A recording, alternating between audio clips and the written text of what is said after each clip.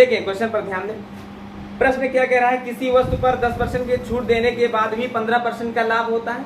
माने कोई वस्तु है बेची जा रही है, उस पर 10% की जब छूट दी जाती है तो भी उसे जो है कि 15% का लाभ होता है।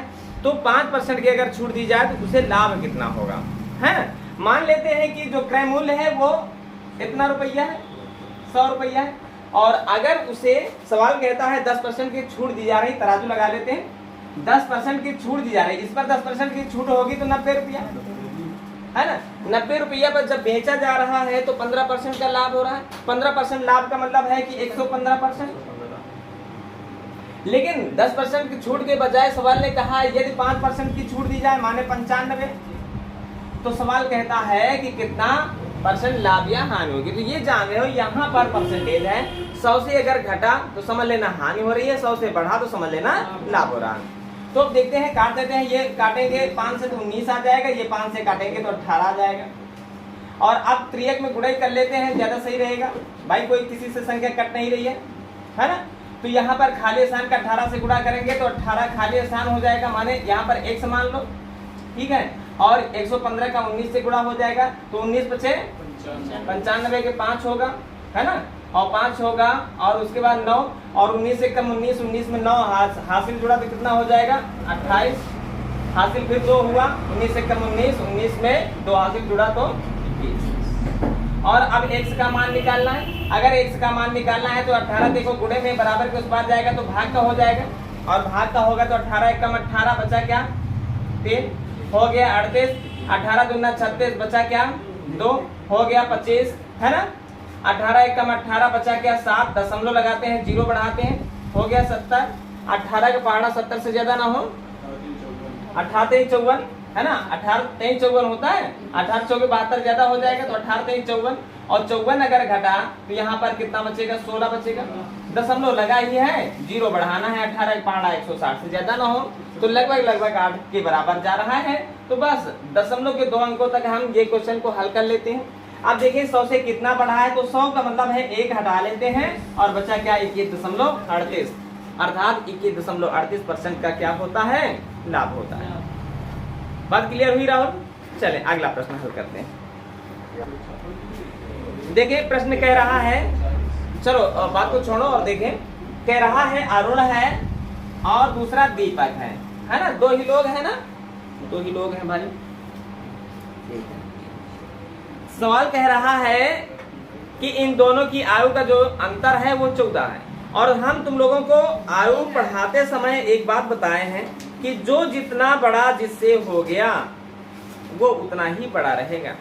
अगर किन्हीं 2 लोगों की आयु का अंतर आज 10 साल का है तो 10 साल पहले भी 10 साल का रहा होगा और 10 साल बाद भी 10 साल का रहेगा।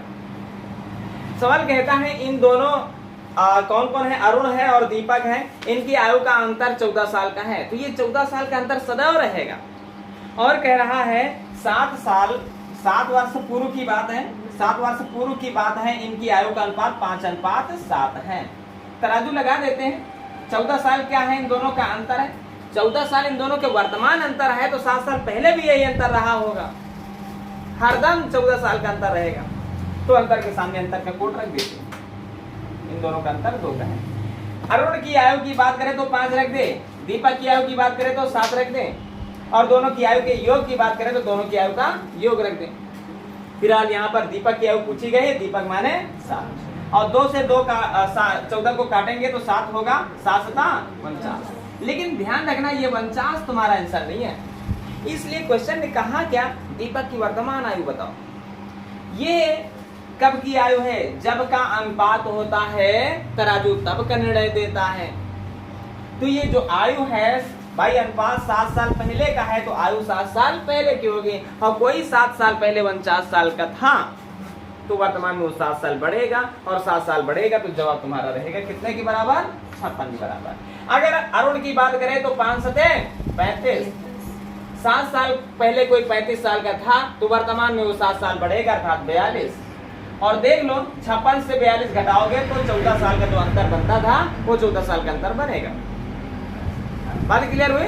तो यहाँ पर दीपक की वर्तमान आयु पूछी गई है, जवाब तुम्हारा 56 के बराबर रहा। अगला सवाल हल करते हैं।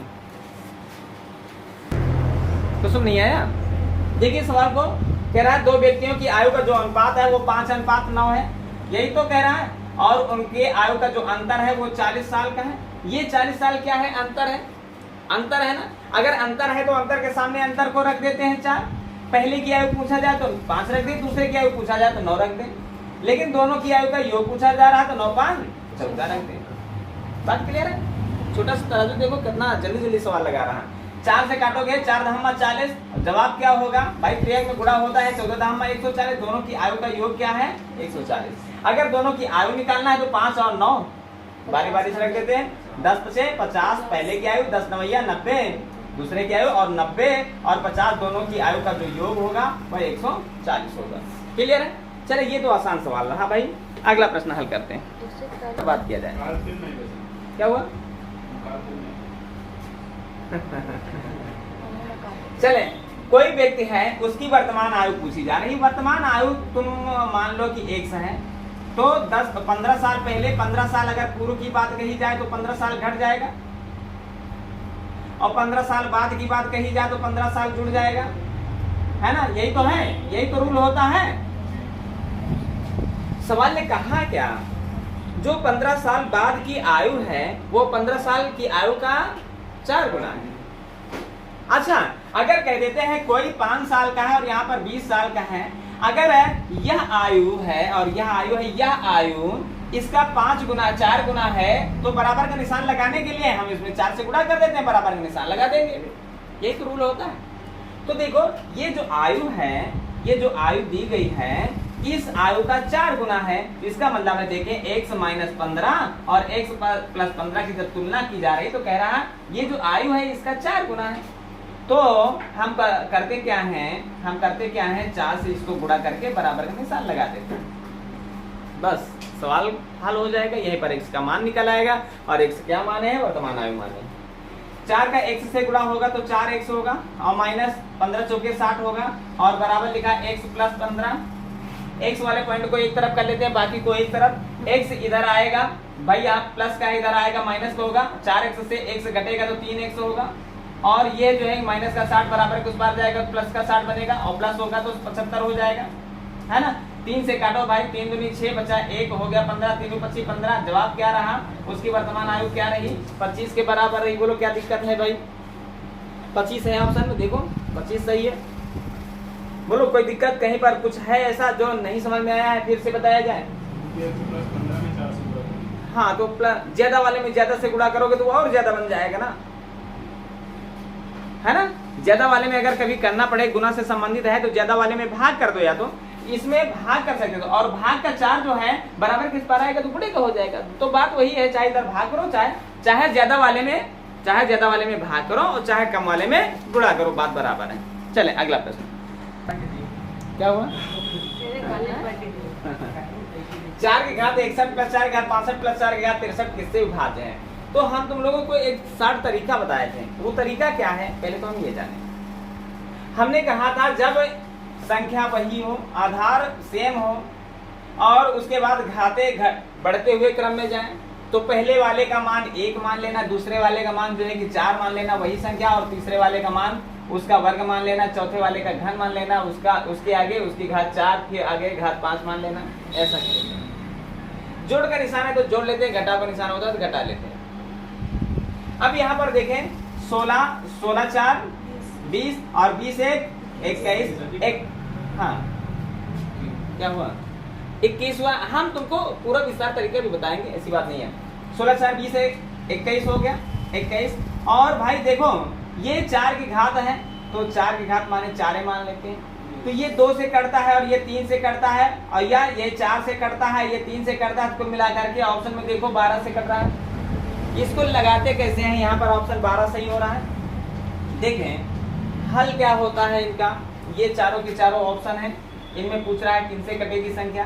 तो देखिए 4 की घात 61 को कॉमन ले लेते हैं। जब किसी संख्या को उसी, भाई देखिए कॉमन का मतलब होता है कि भाग करना। 4 की घात 61 का भाग करेंगे 4 की घात 61 से, तो किसी संख्या को उसी संख्या से जब भाग किया जाता है तो जवाब तुम्हारा किसके बराबर रहता है? जैसे 10 को 10 से भाग करोगे तो जवाब तुम्हारा 1 के बराबर। 20 को 20 से भाग करोगे तो 1 के बराबर, है ना? ये घातों का भाग होता कैसे है, आधार बराबर होता है तो आधार को लिख देते हैं और घातों को आपस में घटा देते हैं। 61 से 61 घटाएंगे तो 0 होगा। अरे 4 की घात 0 का मान क्या होगा, 1 होगा। किसी की घात 0 लिखा है तो उसका मान सदैव क्या होगा, वह 1 ही होगा। 1000 की घात 0 1 लिखा है, मतलब केवल 0 लिखा है तो क्या होगा, 1 उसका मान होगा। अगर लिखा है 15 की घात 0 तो भी उसका मान क्या होगा, 1 होगा। 20 की घात 0 लिखा है तो भी उसका मान क्या होगा, 1 होगा। बात क्लियर है। अच्छा, फिर आगे बढ़ते हैं। इसको इससे भाग करें तो आधार आधार के बराबर है और घातों को आपस में घटा दिए तो 62 से 61 घटाए तो 1। किसी की घात 1 का मतलब वही संख्या होती है। फिर उसके बाद क्या होता है, 4 की घात 63 लिखा, 4 की घात 61 है और भाग कर रहे हैं तो आधार आधार के बराबर आधार को लिख दिए और 63 से 61 घटाए तो 2 बचा। क्लियर है। ये 4 की घात 61 लिखा है और यहाँ पर ब्रैकेट में लिखा है क्या है भाई, 4 की घात 0, 0 का मतलब होता है 1 और प्लस 4 की घात 1 माने 4 होगा और 4 की घात 2 माने 16 होता है। और हम इनको पहले ब्रैकेट हल करते हैं। ये हुआ 21 और ये हुआ 4 की घात 61, है ना। तो ये जो संख्या है 4 से कटती है और ये जो संख्या है 3 से कटती है, तो इनका गुणनफल क्लियर है कि 12 से कटेगा। और 12 ही नहीं, बहुत सारी संख्याएं ऑप्शन में हो सकती हैं, वो तो ऑप्शन से मिलाना होता है। 21 होके 84 से भी कटेगी, ये 2 से कटती है, 21 से कटती है, 21 2 42 से भी कटेगी, ये 7 से कटती है, 4 से कटती है, 7 चौक 28 से भी कटती है। लेकिन इन सब में ऑप्शन क्या है, 12 है। 11 कभी नहीं होगा, 13 कभी नहीं होगा, 17 कभी नहीं होगा, ऑप्शन नंबर 12 सही है। क्लियर है। कुछ है ऐसा जो नहीं समझ में आ रहा, चले एक और क्वेश्चन। जैसे यहाँ पर लिखा होता, जैसे यहाँ पर लिखा होता 5 की घात 42 और प्लस लिखा है 5 की घात 43 और प्लस लिखा है 5 की घात 44 और प्लस लिखा है 5 की घात 45 और ये संख्या किससे भाज्य है। तो कुछ न मानो, एकदम सरल तरीका। पहले वाले का मान सदैव 1 मान लो, दूसरे वाले का मान जो भी आधार है वही मान लो, तीसरे वाले का मान आधार का वर्ग मान लो, चौथे वाले का उसका घन मान लो। 125 में 25 जुड़ा तो क्या हुआ, है ना, 150 होगा, 150 5 55 होगा, 156 होगा, 156 ये होगा। और पहली घात को, पहली संख्या को लिख लेते हैं यहाँ पर। देखें ये संख्या किससे कटेगी, ये संख्या 5 से तो कटना ही कटना है, ये 2 से कटती है, 5 से कुल मिला के 10 से कटेगी। ये 4 से संख्या कटती है और यह 5 से कटती है, 4 पंचे 20 से भी कटेगी, है ना। और ये किससे कटती है, और किससे कटती है, ये 3 से भी कटती है और ये 5 से कटते तो 3 25 15 से भी कटेगी, है ना। तो जैसे ऑप्शन मिल जाते हैं वैसे ही हम कर लेते हैं, है ना। और फिलहाल ये क्वेश्चन पूछे भी जाते हैं तो इन पर विशेष ध्यान देना। चलें अगला प्रश्न हल करते हैं। सबसे पहला काम है भाई √7 + √5 बटे √7 - √5 लिखा है। अच्छा एक चीज, इस क्वेश्चन को हल करने के पहले एक क्वेश्चन को हल करो। जैसे लिखा है 8/2 तो इसका मान बोलो क्या होगा, इसका मान क्या होगा भाई। 8 को 2 भागों में बांटेंगे तो मान 4 के बराबर है ना। क्वेश्चन को विशेष ध्यान देना और एक ही सवाल में पूरी करनी खत्म हो जाएगी। देखिए अगर हम इसको 3 से गुणा कर दें और इसको भी 3 से गुणा कर दें तो भाई ऊपर तो 8 × 24 हो जाएगा और नीचे 2 × 6 हो जाएगा। अब मान बोलो कितना हुआ, तो भी 4 हुआ। कहने का मतलब है अंश में जिस संख्या से गुणा करते हैं हर में भी उसी संख्या से गुणा कर दिया जाए तो मान में कोई परिवर्तन नहीं होता है। और अंश में जिस संख्या से भाग कर दिया जाए उसी संख्या से अगर हर में भाग कर दिया जाए तो मान में कोई परिवर्तन नहीं होगा, लेकिन जोड़ घटाव से परिवर्तन होता है। तो कहने का मतलब है हम पूरी तरह से स्वतंत्र हैं कि हर में जिस संख्या से गुणा करें अंश में उसी संख्या से गुणा कर सकते हैं ना। तो आप देखिए होता क्या है, ऐसे सवाल को हल करना है। अब इसको ब्रैकेट में ले लेते हैं और उसके बाद क्या करते हैं, ब्रैकेट 2 बनाते हैं।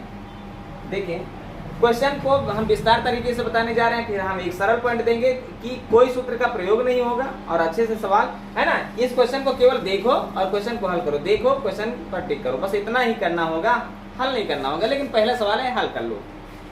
यहाँ पर √7 - √5 है तो यहाँ पर √7 + √5 लिख दो। कहने मतलब संख्या वही हो, केवल चिन्ह परिवर्तित कर दो, अर्थात उसकी संयुग्मी से गुणा कर दो। और संयुग्मी से गुणा कर रहे हैं, √7 + √5 से गुणा कर रहे हो तो √7 और प्लस √5 से ऊपर भी गुणा कर दो। हमने कहा जो इस संख्या से नीचे गुणा उसी संख्या से ऊपर गुणा कर देने पर मान में कोई परिवर्तन नहीं होता है। अब ऊपर क्या कह रहा है, √7 + √5 को √7 + √5 से गुणा करो। अच्छा गुणा करना बताएं कि सूत्र के बल पर इसको समझा लें।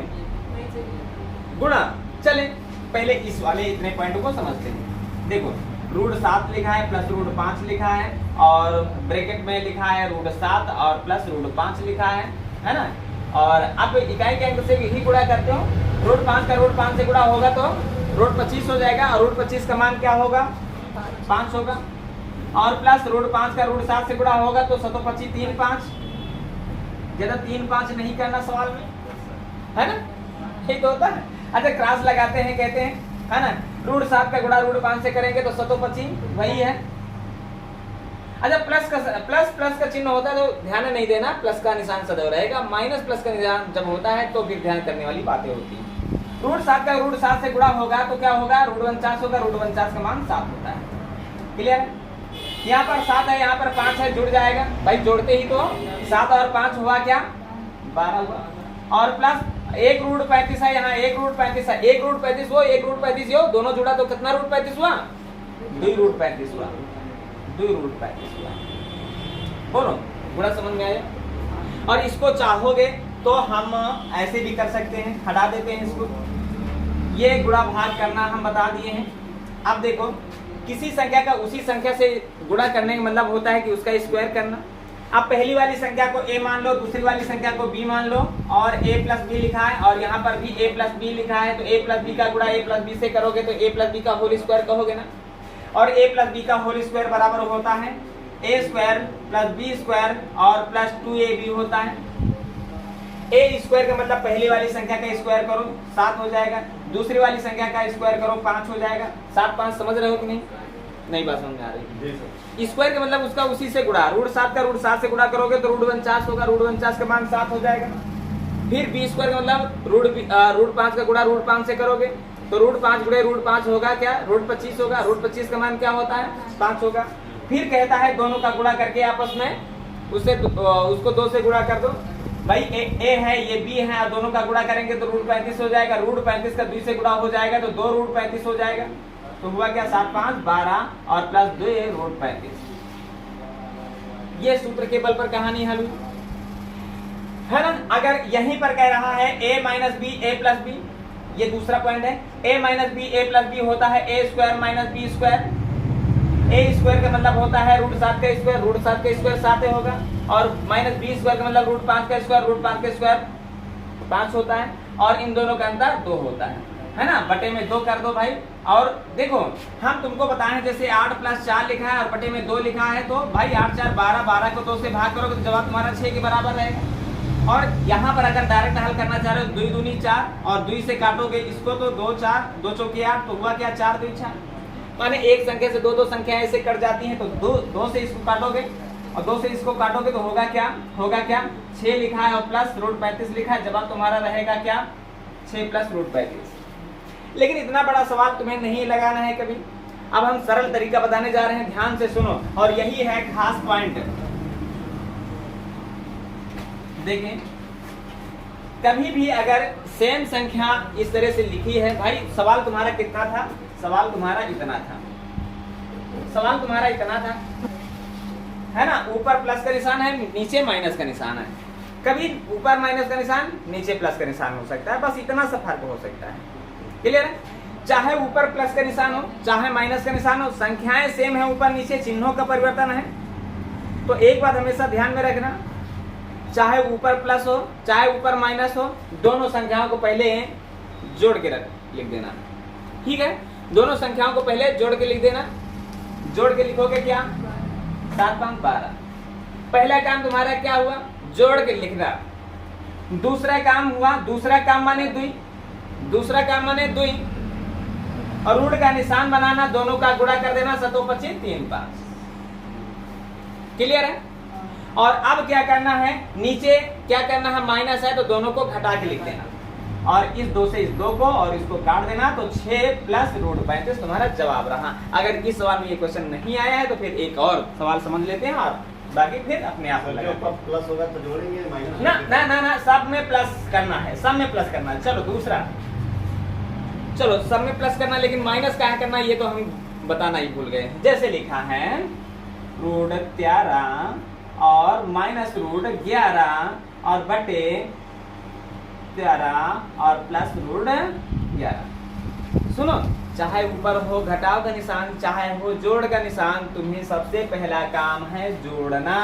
जोड़ो कितना हुआ, और दूसरा काम माने दुई, दूसरा काम माने दुई, और उसके बाद क्या करना है, दोनों का गुणा कर देना है। 13 एकम 13 14 माने 143, और बटे में दोनों का अंतर लिख देना, माने दोनों का नीचे अंतर ही होगा, है ना। यहाँ पर जाओ, यहाँ पर क्या होगा, ऊपर माइनस है तो यहाँ पर माइनस लगा देना, बस इतना सब परिवर्तन करना। ऊपर माइनस है तो यहाँ पर माइनस, और ऊपर प्लस है तो यहाँ पर प्लस, बस इतना काम करना। और प्रक्रिया वही रहेगी, प्रक्रिया वही, चाहे प्लस वाला हो चाहे माइनस वाला, सारी प्रक्रिया वही रहेगी। बस यहाँ पर माइनस है तो यहाँ माइनस लगा देना, यहाँ प्लस है तो यहाँ प्लस लगा देना, और सारा रूल वही है जो पहले वाले सवाल का था। हाँ, अंतर 2 रहेगा तो 2 रखोगे, 3 रहेगा तो 3 रखोगे, 4 रहेगा। हाँ ठीक है। अच्छा चलो 3 4 अंतर वाला भी बता दे रहे हैं। 2 से 2 कटा, कोई दिक्कत, 2 से इसको काटेंगे तो 12, तो जवाब रहा क्या, 12 माइनस, है ना, 143 है। बात क्लियर हुई, बात क्लियर हुई। चले एक और सवाल हम हल करते हैं।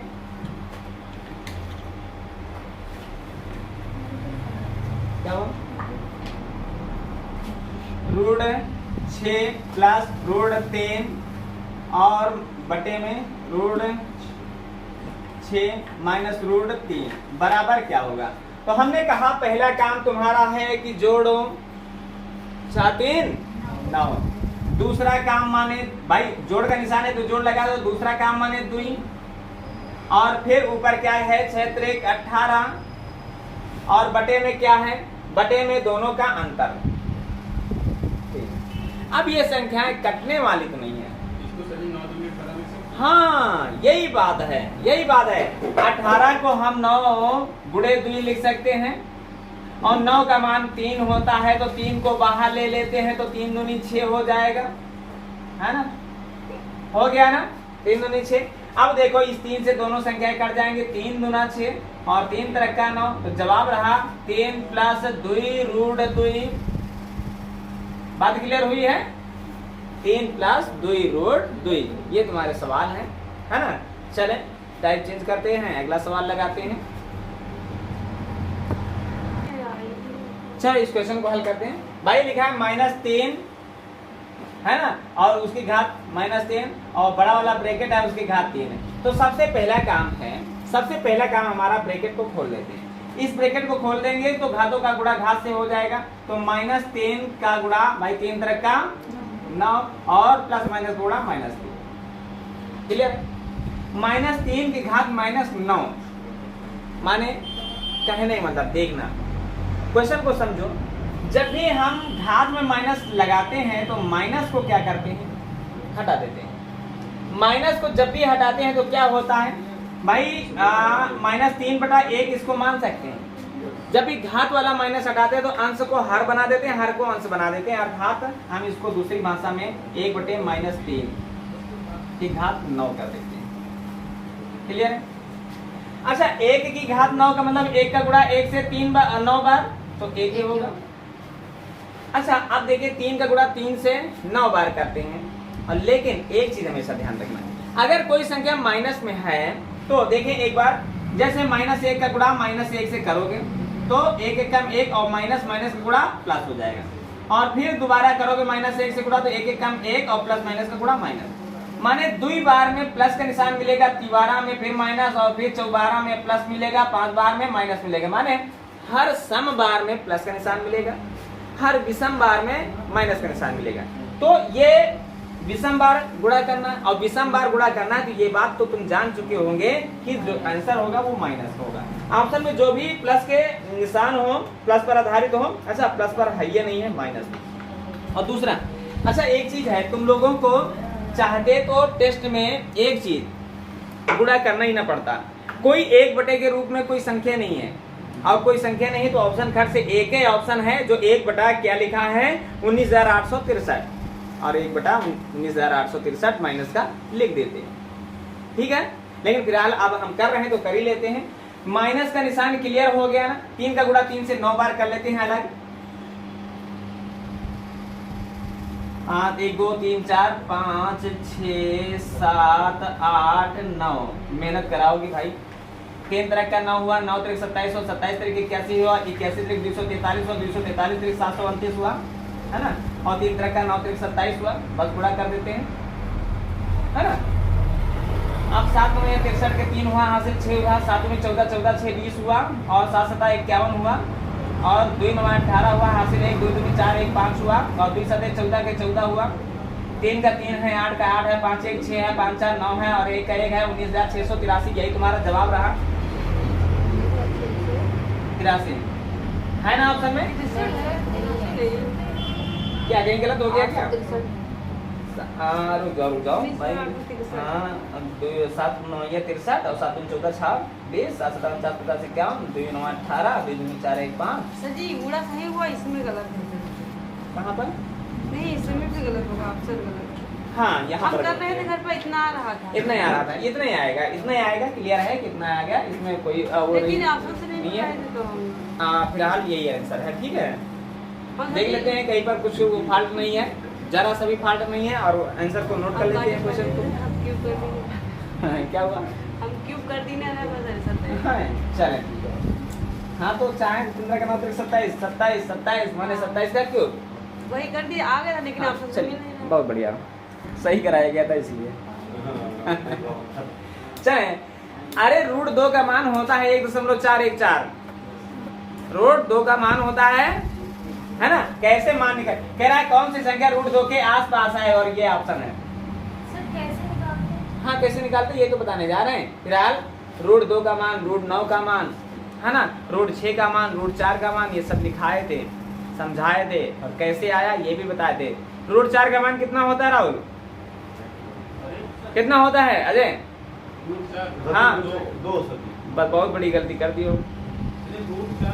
हाँ रूट 4 का मान 2 होता है ना। इतना सोचने में पड़े कि मतलब रूट 4 का मान नहीं निकाल पाए। अरे रूट 4 का मान 2 होता है, रूट 9 का मान 3 होता है। बताओ ये छोट छोट मान। अरे रूट 4 का मान पूछ रहे हैं, 0.4 का मान नहीं पूछ रहे हैं। 0.4 का मान क्या होता है अजय बताओ?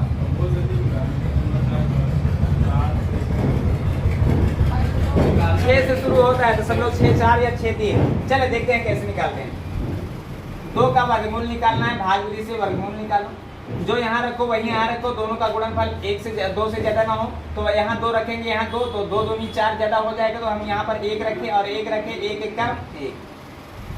लाइन के इस बार घटाने का काम होता है, 2 से 1 घटाएंगे 1 होगा। लाइन के इस बार जोड़ने का काम होता है, जो इकाई के स्थान पर वही जोड़ देते हैं, 1 1 दशमलव लगाते हैं तो 00 बढ़ाते, इसलिए अगली संख्या नहीं है, अरे तो संख्या ले लेते हैं।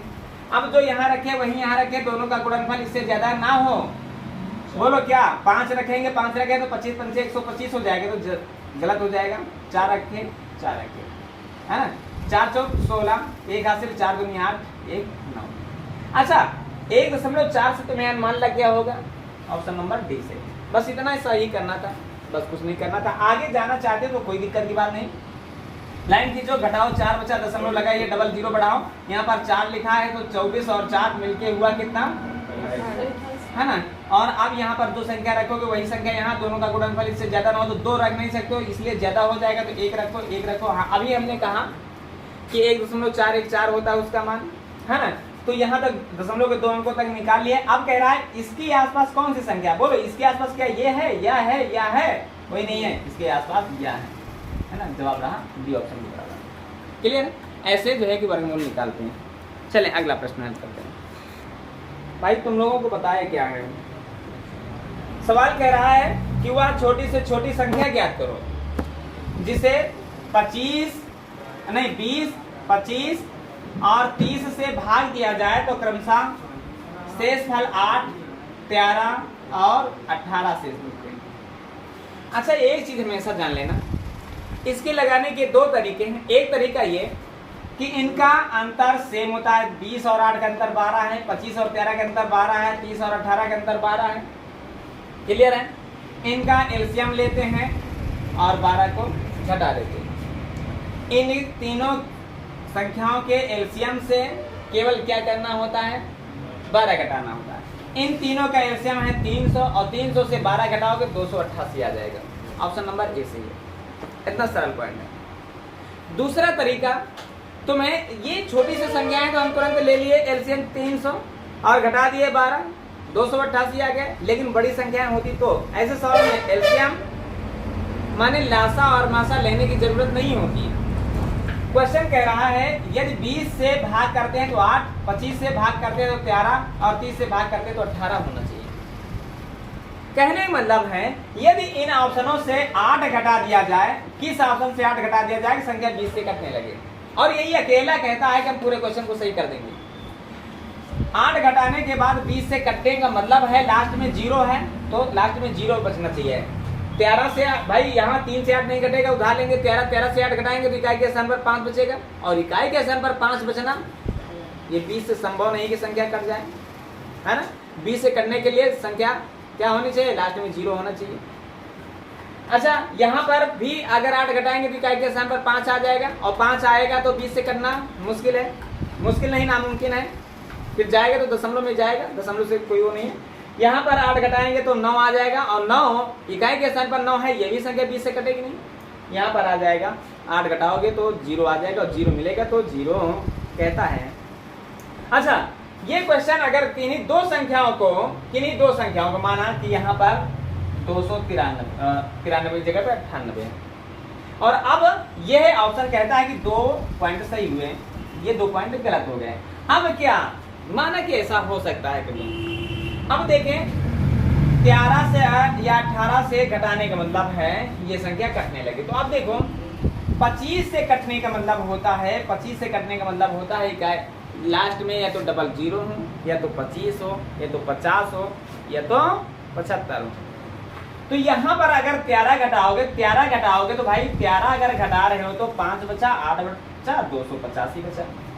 हमने कहा 25 से कटने का मतलब या तो अंत में डबल 0 हो, या तो 25 हो, या तो 50 हो, या तो 75 हो। तो या तो 85 है तो ये नहीं कटेगा।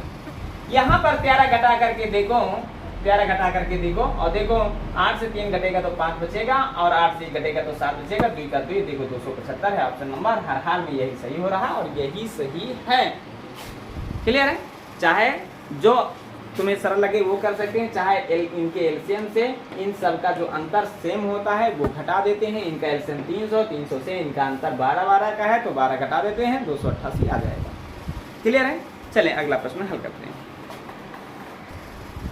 देखिए प्रश्न क्या कह रहा है भाई, कह रहा है एक भिन्न के अंश में 20% की वृद्धि कर दी जाए और हर में 10% की कमी कर दी जाए तो उसका मान जो है कि 16/21 हो जाता है। तो वह संख्या बताओ, वह भिन्न बताओ। अच्छा, तरीका हमने कहा था जो भी भिन्न दी गई हो, अगर ऐसा सवाल है जो भी भिन्न दिया गया हो वो भिन्न लिखो, और अंश में जो कह रहा है वो हर में कर डालो, और जो हर में कह रहा है वो अंश में कर डालो।